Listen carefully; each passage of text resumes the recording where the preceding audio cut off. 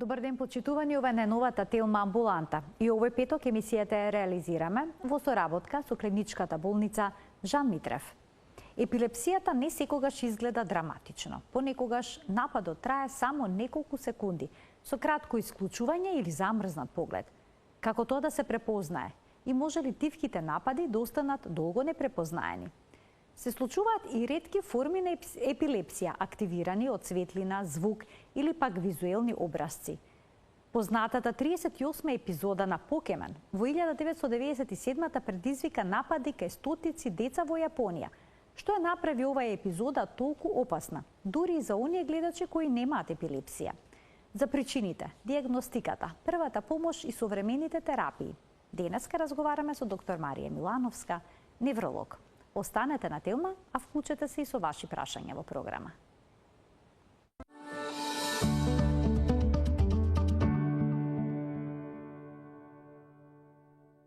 Во денешната Телма амбуланта за епилепсиите разговараме со доктор Марија Милановска, невролог од клиничката болница Жан Митрев. Докторке, добре ни дојдовте во студиото на Телма и добар ден. Добар ден, добро ве најдов, благодарам на поканата.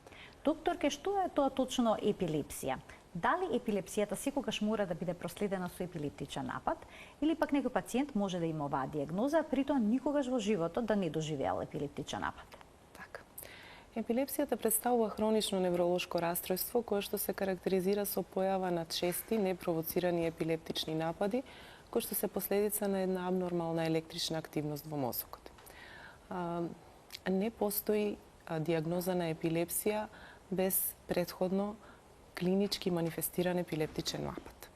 Значи, за да ја поставиме диагнозата на епилепсија, мора пациентот да имал некаков облик на епилептичен напад, видлив или суптилен, меѓутоа поставувањето на диагнозата на епилепсија е исклучиво клиничка работа.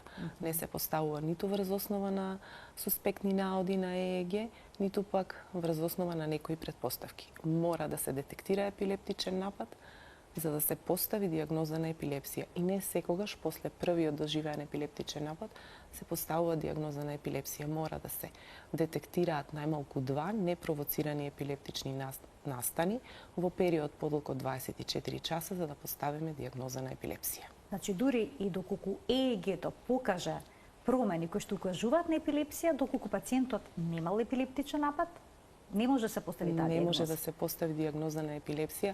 Често пати се греши во поставувањето на диагнози само врз основа на електрофизиолошкиот наод, односно наодот на ЕЕГ. Најверојатно пациентот или индивидуата која што дошла да направи ЕЕГ, неговите најблиски или самиот тој или самата таа се имаат посомневано дека нешто се случува на ниво на мозокот или биле препознаени некакви симптоми од страна на самата индивидуа која што дошла да направи ЕЕГ, па наодот на ЕЕГ е случаен, меѓутоа кога ќе направите добар анамнестички распит, невролошки преглед и добро земена историја на болеста, всушност за овие изолирани случаи каде што имаме промени на ЕЕГ, а немаме диагноза епилепсија, ние всушност ќе сватиме дека пациентот не доживеал ниту еднаш никаков настап кој што може да потсетува на епилептичен напад.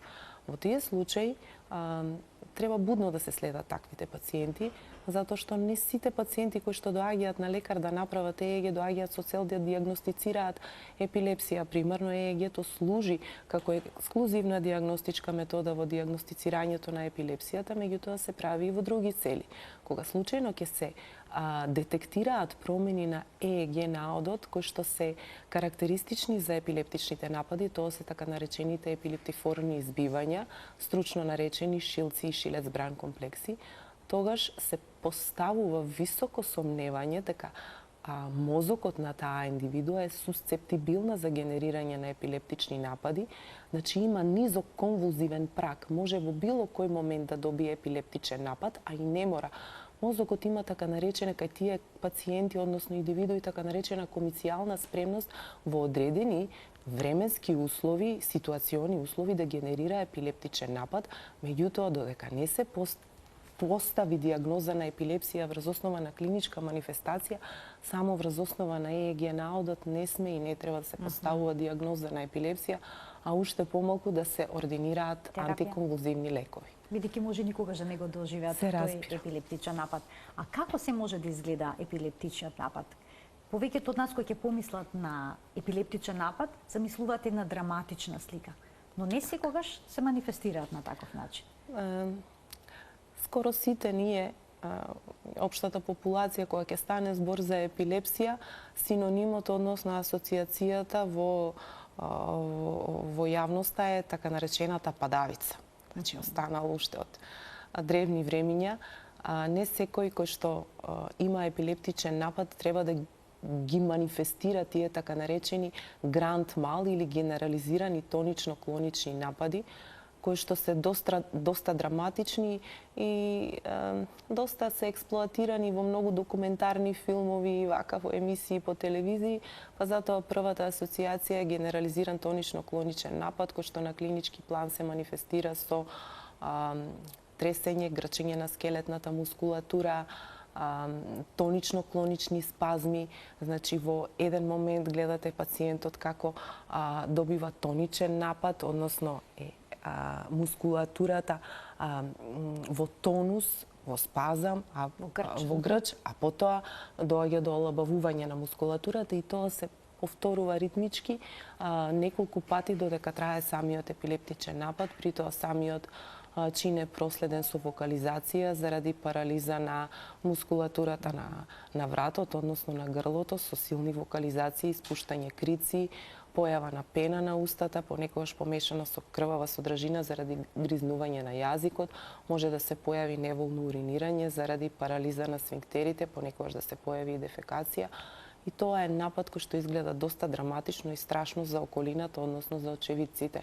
Меѓутоа, и покрај тоа што генерализираните тонично-клонични напади се најчести, па од тука и најпознати, постојат низа други епилептични напади кои што не мора да бидат препознаени од најблиските, од членовите на семејството, од родителите на дечињата кои што ги добиваат тие напади, затоа што се многу суптилни и понекогаш не асоцираат на епилепсија, односно епилептичен напад. Може да налекуваат на тикови? Може да налекуваат на тикови.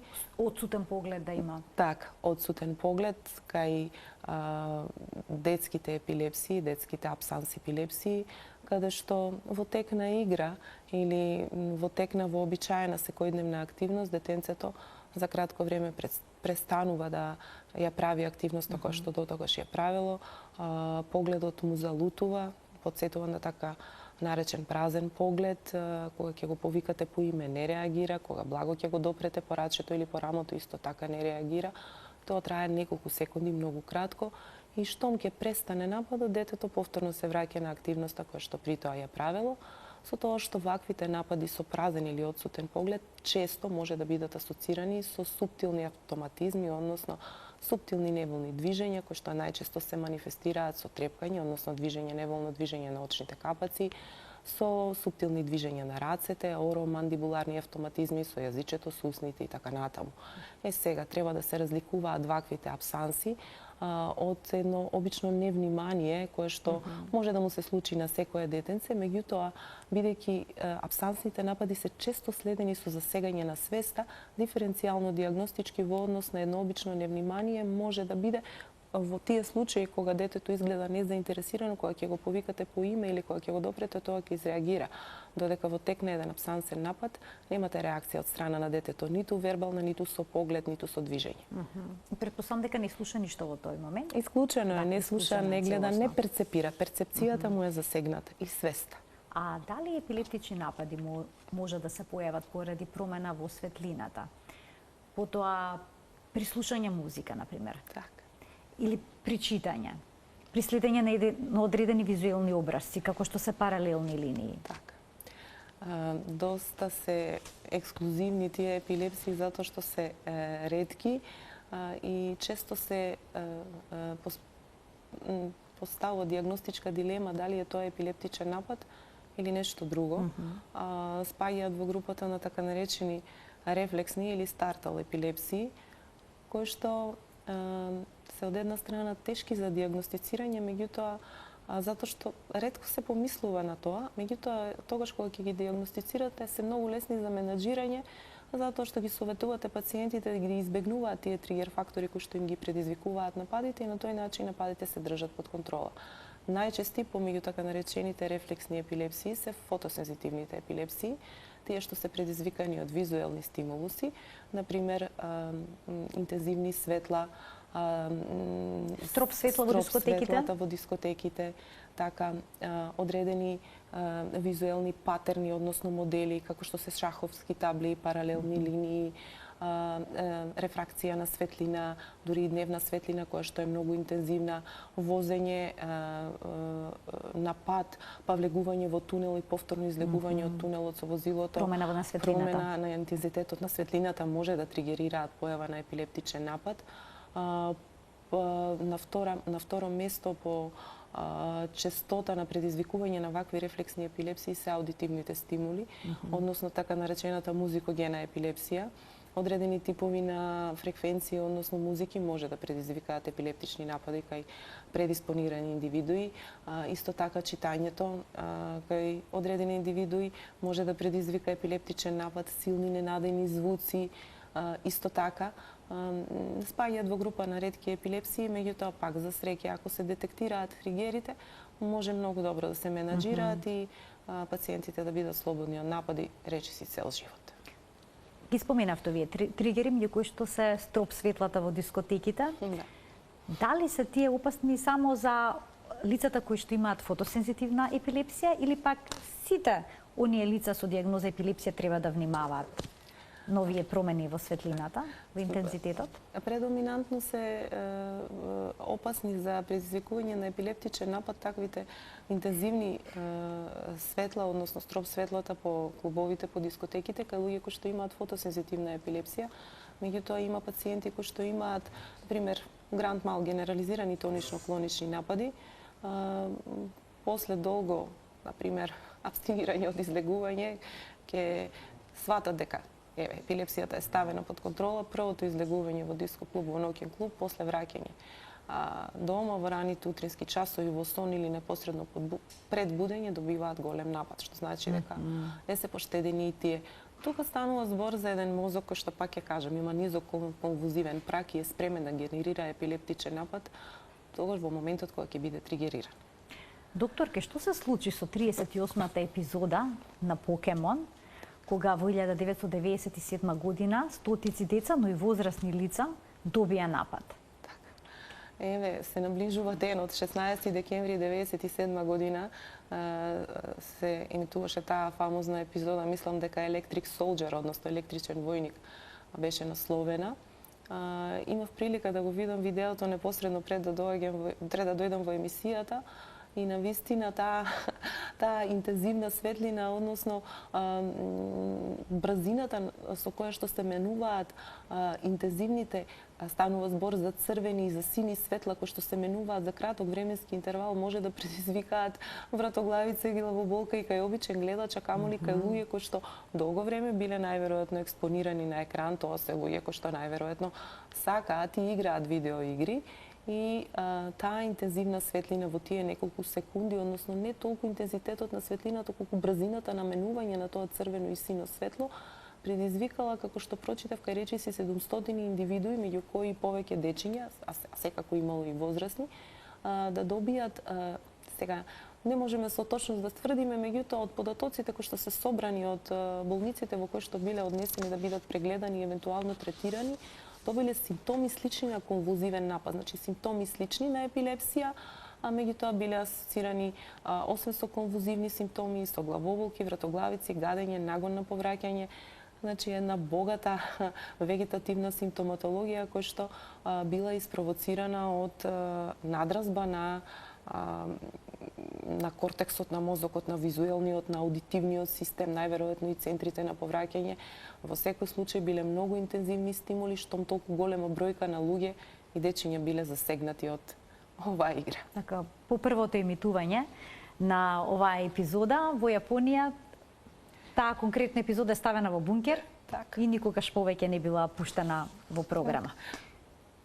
Натаму, само да се надоврзам на ова, апропо играта, денеска сме сведоци дека многу дечиња се изложени на екранизација и поведени се сериозни законски легислативи во поглед на тоа кои игри треба да се пласираат и како треба да биде времето на експозиција на едно дете или една индивиду или една возрастен на екран, затоа што секако имаат штетно влијание не само на општото здравје, туку и на здравјето на мозокот. Така, воопшто на развојот на мозокот, доаѓа и до велат структурни промени, што може да остави последици.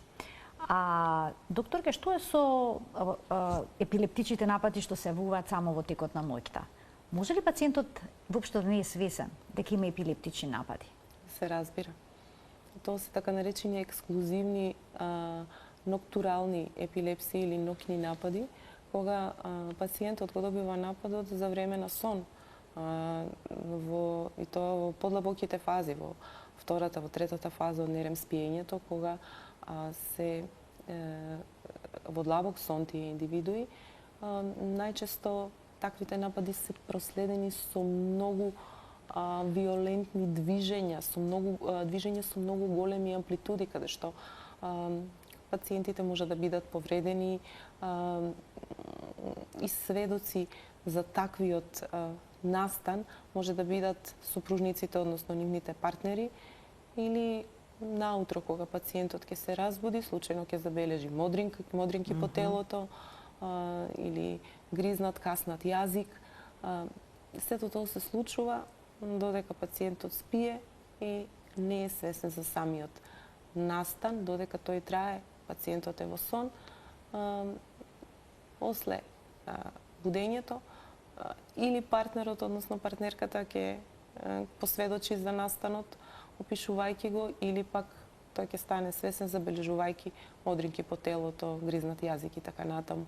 И во тие случаи многу е битна хетероанамнезата, односно податоците добиени од сведоците на настанот, затоа што ако пациентот живее сам, например, за настанот нема кој да посведочи, така да тие долго време остануваат непрепознаени или погрешно дијагностицирани како ноќни терори или кошмари, а сепак станува збор за епилептични напади. И всушност, голем број од епилептичните напади, тие што се генерализирани тонично-клонични, односно големите напади, се случуваат во сон или непосредно пред будење. Пациентот воопшто не е свесен и откако ќе се случи епилептичниот напад и после неговото престанување, неколку минути или часови, самиот пациент станува конфузен, дезориентиран и кај него се јавува една така наречена ретроградна амнезија. Пациентот не се сеќава за работите што се случиле за време на самиот напад, бидејќи бил во сон, а не може да посведочи затоа што не е свесен. Така. Има ли вистина дека одредени хормонски промени кај жените, одредени фази од менструалниот циклус може да тригерираат епилептичен напад? Така. Добро познати се така наречените катамениални епилепсии, односно епилептични напади кои што се случуваат кај одредени женски индивидуи ексклузивно само за време на месечниот циклус. Тука голема улога во појавата на епилептичните напади имаат хормонските дисбаланси, односно промените на двата главни хормони, тоа се естрогените и прогестеронот. Докажано е дека естрогените како хемиски супстанции, односно како хормони, се проконвулзиви, односно помагаат во појавата на епилептичните напади, може да изгенерираат епилептичен напад, за разлика од прогестероните, односно прогестеронот, кој што е антиконвулзив, односно хормон кој што влијае во спречувањето на појавата на епилептичниот напад и делува смирувачки на мозокот. За време на месечниот циклус доаѓа до нагол пат на прогестеронот, а покачување на вредностите на естрогенот и во тие моменти може да дојде до појава на епилептични напади, односно сигурно доаѓа кај одредени жени, не кај сите, меѓутоа кај одредени кои што се пак сусцептибилни и имаат низок конвулзивен праг и таа спремност за генерирање напади, само за време на месечниот циклус да им се нападите почести или само тогаш да се јавуваат, што кажува на фактот дека хормоните кај жените како хормонски суштества имаат голема улога во појава на епилептичните напади, како и мигренозните, како и кај многу други состојби, затоа што хормоните се обвинуваат, условно кажано, за многу процеси кај жените, за разлика од мажите кои што се на некој начин поштедени. А обично на која возраст се добиваат епилептичните напади? Дали се почести во детството или пак може секој од нас во која било фаза од животот да добие? Не, вака да ви кажам, бев импресионирана од еден слоган, годинава учествував на 36-тиот интернационален конгрес за епилепсија во Лисабон и имаше една огромна парола на влезот пред конгресниот центар, каде што пишуваше, еве, на англиски, се извинувам, ќе обидам да ја парафразирам, секој што има мозок може да добие епилепсија. Everyone with a brain can have a seizure. Значи, секој што има мозок, централен нервен систем може да добие епилептичен напад. И тоа е навистина така, меѓутоа постојат одредени периоди во животот, временски интервали, кога се поголеми шансите да се добие епилептичен напад, односно кога се помали. Тие временски интервали се детството, односно адолесценцијата и подоцна зрелите години од животот. Кај децата се чести епилептичните напади, таа патологија е честа во педиатриската неврологија, затоа што овде во овој период од животот голема причина за појава на епилептичните напади има така наречените структурни абнормалности кои што може да се појават кај во мозокот кај децата, генетските промени, промените кои што ги трпи мозочето на детето во текот на интраутериниот развој, во текот на самиот родилен акт може да настанат сериозни повреди ако е породувањето протрахирано, пролонгирано или ако е на некој начин поагресивно. Мозочето на детето може да трпи за кислород одреден временски период, а тоа е исклучително опасно за неговиот развој, што подоцна повлекува низа структурни промени на ниво на мозокот, кои што може да бидат високо епилептогени. Тоа е едната возрастна група, каде што се епилептичните напади позастапени, и втората е над 60-та, 65-та година од животот, кога пак причина за појава на епилепсијата се повеќе структурни промени на ниво на мозокот кои што се можеби предизвикани од некои други состојби, како што се на пример артериовенски малформации, аневризми, појава на тумори, мозочните удари, воспалителни процеси, нарушување на имунитетот, метаболни промени, промени на ниво на електролитниот статус, хипокалиемии, хипонатриемии, значи ниски нивоа на калиум, калциум во организмот, ниски нивоа на гликоза или обратно високи нивои на гликоза во крвта може да предизвикаат епилептичен напад. Повеќе се структурни промени. Но дали тоа епилепсија, тоа сакав да прашам, испровоцираните напади, ниско ниво на шеќер, нарушено електролитно ниво, електролитен дисбаланс. Да, дисбаланс. Дали некој ќе се напие алкохол па ќе добие епилептичен напад? Дали е тоа епилепсија?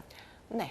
Тоа не е веќе? Тоа не е диагноза на епилепсија, тоа е симптоматски напад, кој што е провоциран од некакви промени во самиот организам, системски промени.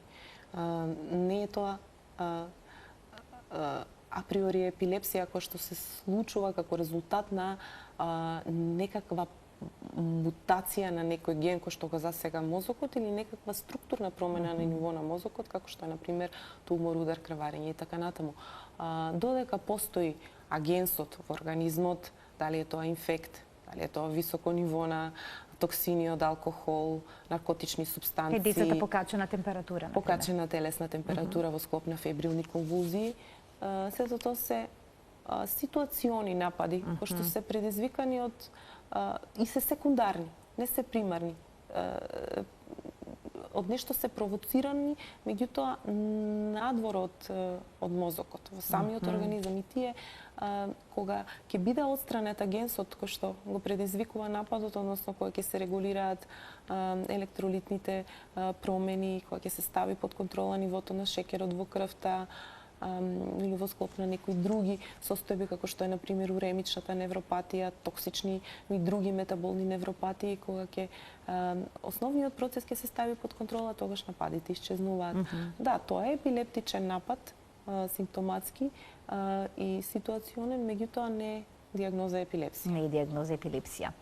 Ќе ги вклучиме гледачите Во денешната Телма амбуланта, почитувани, можете да поставите прашања. Ние продолжуваме, докторке, понатаму. Оние кои што имаат диагноза епилепсија и кои што имаат епилептични напади, можат ли некогаш да ги предвидат? Има ли некои симптоми кои што може да укажат дека следува напад? Предупредувачки знаци. Така. Кај одреден дел од епилепсиите, односно епилептичните напади, постојат така наречени премониторни симптоми и знаци пред да се случи самиот напад, кои што ние ги нарекуваме аури. Тие се најчесто типични за фокалните напади, значи за нападите кои што потекнуваат само од одредена област во мозокот, од еден лобус или од една хемисфера, каде што помалку или повеќе свеста на пациентот пред појавата на нападот, пред појавата на класичниот епилептичен напад е зачувана и тие се свесни за тоа што им се случува. Најчести се во склоп на така наречените темпорални лобни епилепсии, значи епилепсиите од темпоралниот лобус, кои што всушност представуваат и најчести фокални епилепсии и епилептични напади, и тие се најчесто од гастрична природа. Нешто се случува на ниво на желудникот, кој што пациентите се обидуваат да го објаснат на најразличен начин. Тоа се некои чудни сензации во пределот на желудникот, како мачнини, одредени пациенти кажуваат: докторке, имам чувство како нешто од желудникот да ми се качува нагоре на кај грлото, на кај устата, нешто ме стега, нешто ме притиска, имам одредена нелагодност во пределот на стомакот и желудникот. Да, кај тие пациенти, кај одредени пациенти може да се јават со епилепсија, може да се јават предупредувачки знаци дека ќе следи напад, кај некој може да се јави вртоглавица, нестабилност, заматување на видот, дежаву, феномени на нешто што е веќе видено, обратен феномен на дежаву, жамиву, никогаш видено, или спротивното, жамивеку, никогаш видено, никогаш недоживеано, чувство дека изгледаме минорни во однос на околината, се ние хиперболизирано, се ние големо, предметите околу нас се огромни, синдром на Алиса во земјата на чудата и така. И тие помагаат на еден начин пациентот ако е во некоја фаза на работење на нешто, поминување на улица или во гужва или на одредена височина, да се помести на сигурно место каде што се шансите да се повреди, да настрада бидат помали. Имаме гледачи, ќе им дадеме предност и ќе ги слушнеме нивните прашања. Добар ден. Добар ден. Во програма сте, да, повелете, ве слушаме одлично. Да ве поздравам, почитуваната водителка, прекрасна водителка во цел свет. Подобра Марија од водителка. Ви благодарам многу за овој голем комплимент. И темите што ги бирате, тоа сте неверојатно, не знам како да ве наречам, од се нај и почитуваната докторка, затоа што многу, и јас сум медицинско лице, и често пати ја пратам, почитуваната докторка, и голем поздрав до вас. Ви благодарам многу. За 12 годишно детенце во пубертет. Така. Прв пат добива епилептичен напад играјќи си на телефонот. После тоа го носат таму на лекар, кажуваат не можеме да точно за што се работи, уште потоа во сон добива уште 2 напади. И сега тоа детенце на терапија ставено. Сега почитуваната докторка ја молам да ми каже, дали сега со терапијата тоа детенце би можело да добива пак напади? Дали пошто е во пубертет, кога би поминал пубертетот, дали би ја изгубил така, дали може да се надрасне тој проблем, така? Да, дали може нешто да се направи, или или така. Ако има па нешто, некоја нова метода да не упади каде да одеме, ќе ве молам. Така, ви благодарам. Ви благодарам за вклучувањето во денешната Телма амбуланта и за поставеното прашање. Уште еднаш ви благодарам за комплиментите што ни ги упативте. Повелете, докторке. Типично детенце 12 годишно околу пубертетот, значи најверојатно се уште не е влезено во пубертет, меѓутоа тие се годините. Споменавме дека нападите епилептични во детската возраст се јавуваат од 0 до 18 години. Значи, колку што ја разбрав бабата на детенцето, првиот напад го добило за време детето за време додека гледало на телефон. И откако побарале стручна помош, најверојатно докторите и најверојатно и така и треба, така би одреагирале. Прв епилептичен напад, дете кое што најверојатно е здраво. Тоа колку што разбрав и во сон се јавила, така? Откако? Да. Прв пат било однесено на лекар и не му била дадена терапија. Добило уште 2 пати напади во сон и после тоа е поставено на терапија. Би сакала да може да ја прашам госпоѓата дали се сега нападите ставени под контрола. Најверојатно со многу се комплексни одговорите, прашањата се едноставни, меѓутоа неблагодарно е на епилепсија неблагодарно е да одговорите дали ќе добива напади и колку и дали воопшто ќе добива и кога ќе престане епилепсијата. Точно, треба да се знае за каков тип на напади, штом ги добило детето во сон, се работи за генерализирани тонично-клонични напади во детската возраст. Ако е анатомоморфолошки со мозокот се во ред, значи ако нема никакви структурни промени, најверојатно се направени низ параклинички испитувања, меѓу кои магнетна резонанца и електроенцефалографија, ако на наодот на неуроимиджинг тестот не се потврдени никакви структурни абнормалности, големи се шансите да тие напади бидат ставени под контрола со одветна терапија и да се надмине тој пубертетски период, кога ќе се влезе во една помирна фаза од животот, да полесно бидат изменаџирани, а после извесен временски период на недобивање на епилептични напади, да кога ќе бидат ставени под контрола, да се размислува и за укинување на антиепилептичната терапија. Меѓутоа, пак ќе кажам, секој пациент е приказна за себе и не можете да ги поистоветувате, ниту да ги генерализирате. Индивидуален пристап бараат болестите невролошки, посебно епилепсијата, посебно кога се работи за детенце. Така. Ке слушнеме уште неколку прашања од гледачи во продолжение на денешната емисија. Добар ден. Дали се слушаме? Да, одлично ве слушаме, во програма сте, повелете. Видете, јас скоро се справувам 30 години со епилепсијата. На возраст од 69 години. Би прашал да примам од лекарства фенобарбитон. Ми е дадено од докторите, ама откако сменив тој од Загреб што беше, сега скопски фенобарбитал давам. Некако не се чувствувам најдобро. Би е прашал почитуваната докторка, бидејќи е невролог. Во последно време чувствувам вртоглавици, вертиго, така речено, и на ушен бев, и на очни, резултатите се во ред. Ама во пределот кај очите, што викаме кај коренот на носот горе, кај очите кои ќе станам при нагло станување, чисто пати чувствувам вертиго, што го викат тие по нивно латински вртоглавите. Дали е тоа предзнак на повторно да не се јават некои такви слични епинапади?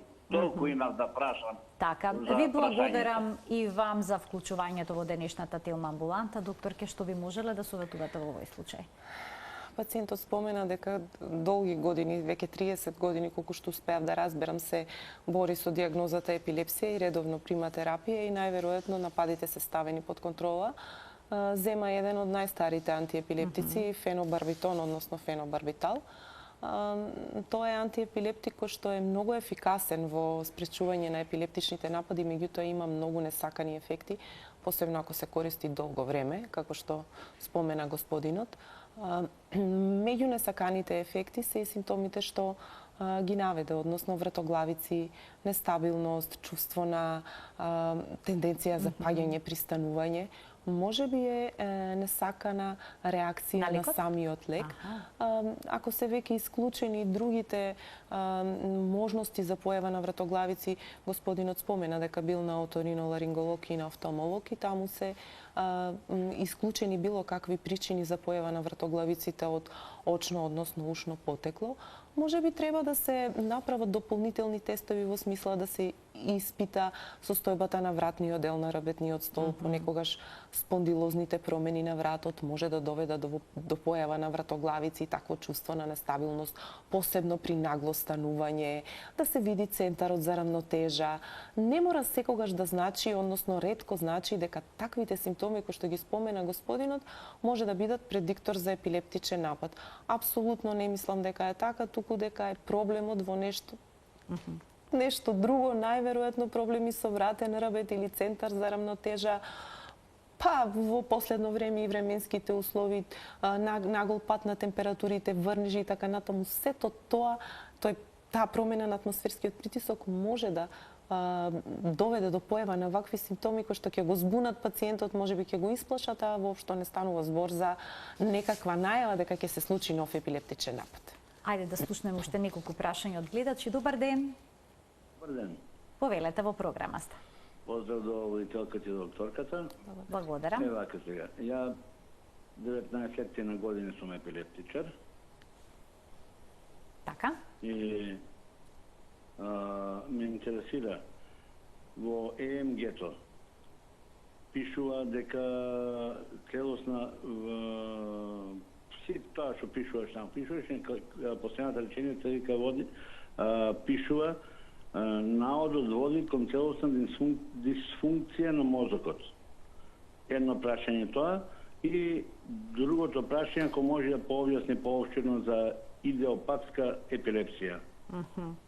Благодарам, имате Ви благодарам за вклучувањето во програма. Мислам дека ќе треба да го погледнете целиот наод за да може да искоментирате, но еве, што ви можеле да кажете?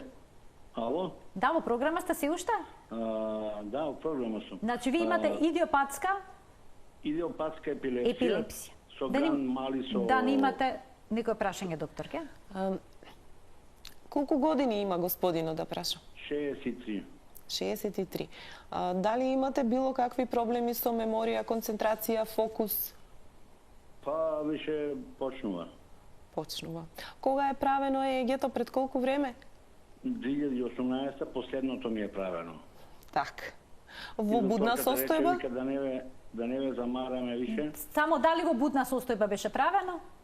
Молам? Во будна состојба? Или во Да, сон? во будна. Добро, ви благодарам за вклучувањето. Еве накратко. Така. Накратко. Ви благодарам многу за вклучувањето, повелете. Ќе се обидам да еве од оно што успеав да сватам, колку што разбрав, целосна дисфункција, целосна мозочна дисфункција, така било последната реченица, како е интерпретирана и зошто е така напишано. Може би се видени некакви промени на ЕЕГ кои што довеле до тоа да се изведе таков заклучок. ЕЕГ-то освен во поставување на дијагнозата на епилепсија се користи и во други цели, да се докажат функционални промени на мозокот од типот на енцефалопатии, метаболни промени, во склоп на деменции, успорување на мозочните бранови, најверојатно врз основа на промените на ЕЕГ записот, докторот кој што го анализирал ЕЕГ-то го извел тој заклучок. Така, но не е лошо да се повтори, предпоставувам. 2018 е. Да, одам на ЕЕГ-то, посебно кај индивидуи кои што имаат епилепсија, рутински треба да се прави ЕЕГ, многу почесто отколку на 8 години, на 7 години. И повторно, знаете како, сите ние што читаме и што анализираме ЕЕГ, понекогаш имаме и доза на субјективизам, кој што многу зависи од тоа дали претходно добро сме го изевалуирале пациентот, дали прв пат го гледаме, дали е наш редовен пациент. И во препораките на Американската академија за неврологија, кога станува збор за екзактно интерпретирање на ЕЕГ, експертите препорачуваат ЕЕГ наодот да се прочита, а потоа да се запознае пациентот, затоа што работи доза на субјективизам, кога ние веќе знаеме дека пациентот има историја на епилепсија или на некое друго мозочно заболување, тоа влијае, сакале ние или не, во известна мера, во мал процент на нашата интерпретација. Така. Да. Идиопатската епилепсија е Што значи само на идиопатско, на кратко? Непознат причинител? Идиопатската епилепсија непознат е причинителот, кој ќе направите магнетна резонанца, таму е се уредно, ЕЕГ-то во голем број од случаите е уредно, а пациентот добива напади. Не се знае причината зашто се Непозната е причината за нивната случува појава. проблемот. Да. Така. Уште еден гледач, добар ден. Добар ден. Во програма сте и го очекуваме вашето прашање. Повелете. Јас во животот никога не сум имал симптоми или нешто слично на епилепсија. Дури не, ја во животот не, без свесна состојба не сум бил и не знам како изгледа тоа. И тоа сега пред една година имав операција на мозок од тумор. Така. Така. За среќа беше сето тоа успешно. По една година дојде до потреба повторно да правам операција. И направиме исто уште една операција на мозок. Исто за среќа и таа беше успешна. Меѓутоа со отпуснато писмо од клиника излегов дека со терапија за епилепсија. Само би прашала за Така. каков тип на тумор станува збор, дали е за бенигнен или за малигнен тумор и во која област на мозокот е локализиран. Само тоа ако можете да ни кажете, ако не секако ќе ви одговорам. Малигнен на предниот дел од мозокот. Во фронталниот дел најверојатно е глиобластом. Да. Глиобластом.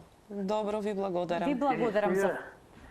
И кај да одам со книжка, мислам, секаде, и ме третираат како пациенто епилепсија. Така. Сега ќе ви... Што да правите понатаму кои би биле следните чекори? Ви благодарам за вклучувањето. Докторката сега ќе ви даде појаснување. Повелете. Се случува, нели ја споменавме таа возрастна категорија после 55-та, 60-та година од животот, каде што најчести се симптоматските епилепсии, кои што се предизвикани од удари, крварења, еве и од тумори.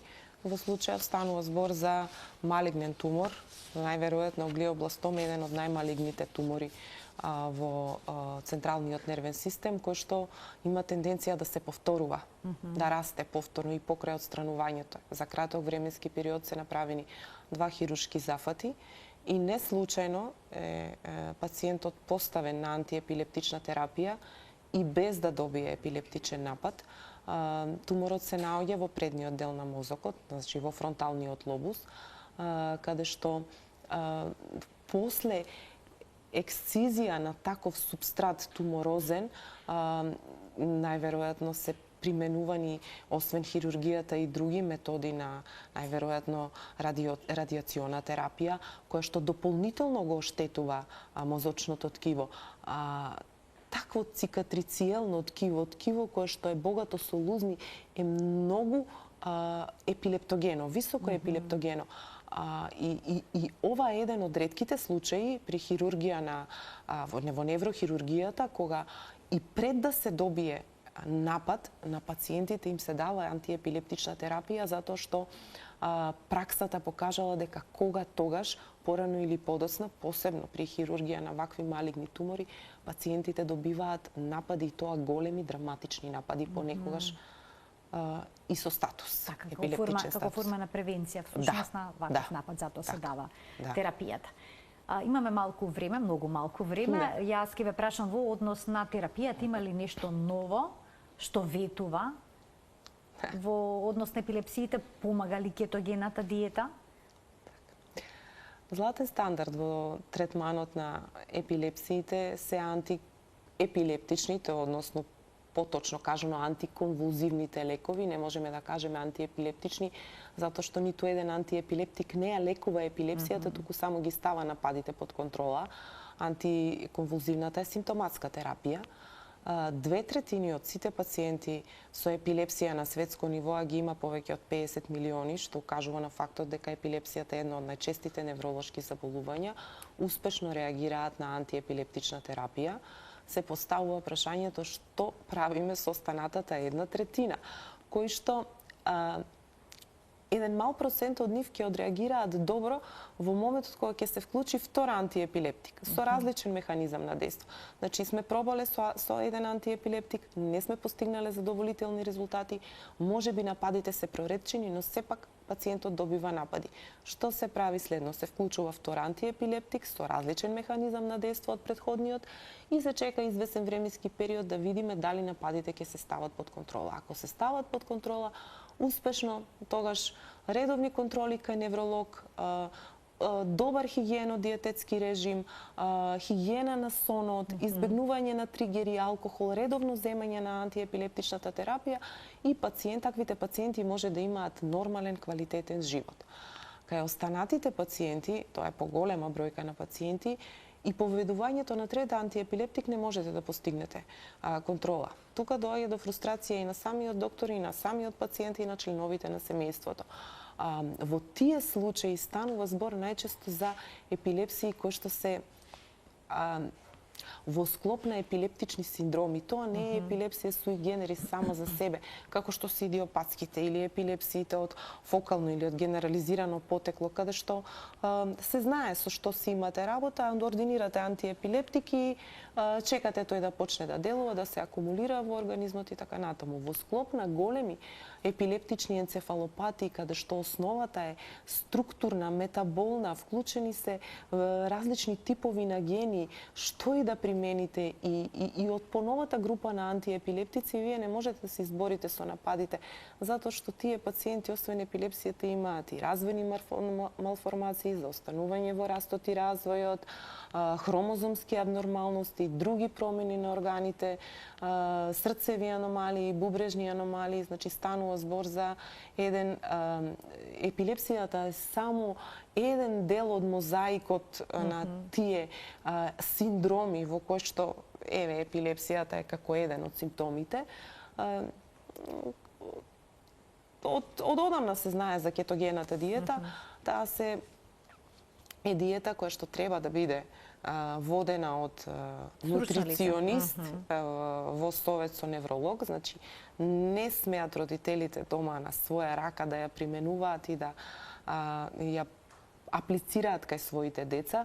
Се работи за ригорозна диета која што се базира претежно на масти, 90 па и повеќе проценти од калориите треба да отпаѓаат на маснотиите, мал процент на протеини, уште помал процент на шекери и обично се дава кај одредени типови на епилепсија, не дека не помага кај останатите, меѓутоа кај апсансните епилепсии во детската возраст, кај детските апсанс епилепсии и кај оние епилепсии кај кои што се знае генетскиот дефект, тоа се едни типови на епилепсии каде што доаѓа до дефект на ензимот кој што ја транспортира глукозата во мозокот. Во тие моменти кога вие не можете на мозокот да му испорачате енергија во форма на глукоза, ќе прибегнете на други начини, односно ќе ја надокнадите таа потреба од енергија со помош на масти. Мастите кога согоруваат во нашиот организам ослободуваат кетони, а кетоните се всушност супстанции кои што делуваат смирувачки на мозокот и го намалуваат конвулзивниот прак, односно стапката на епилептични напади. И таа диета успешно делува во смирување на нападите, не во целосно исчезнување, меѓутоа во значително редуцирање на бројот на нападите, а и износи со себе своји ризици, значи мора да се прати ниво на холестерол, постојат огромни шанси да се појават бубрежни камења, така да. Треба да се внимава. Треба да се внимава, да. Доктор, ке ви благодарам многу за вашето денешно гостување во Телма амбуланта. Благодарам и вам. Почитувани доктор Марија Милановска, невролог од приватната болница Жан Митрев, беше гостинка во студиото на Телма. Ова воедно беше уште едно издание што го реализиравме во соработка со клиничката болница Жан Митрев. Ви благодарам за вниманието со кое што не следевте. Пријатно.